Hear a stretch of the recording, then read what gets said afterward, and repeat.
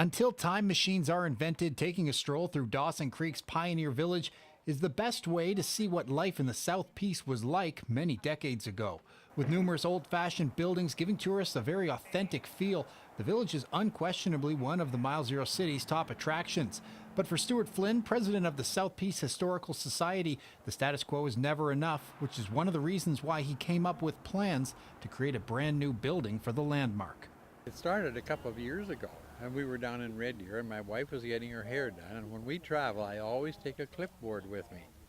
And so this building started out on a clipboard behind the hairdresser's store while Margaret was getting her hair done, and I just started to draw it out. It didn't take long for that idea to progress, with the city getting on board to help draft up construction plans. But a recommendation Flynn received shortly after is what really made the project possible. Somebody suggested, well, why don't you get the Northern Lights College to look in on? They were extremely keen on the whole deal. And just like that, the project had become a reality, with a full team of students set to work full-time on the new building for the next several months.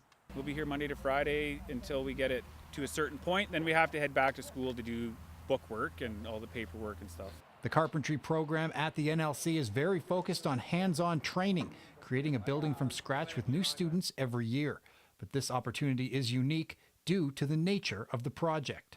What a great idea for the students to get involved in something like this in the Pioneer Village and doing an old school street scenes sort of building. You don't get to do that every day. It would be hard not to call this a win-win for everyone involved. Students receive hands-on training, and the city gets a brand new addition to one of its most beloved tourist sites.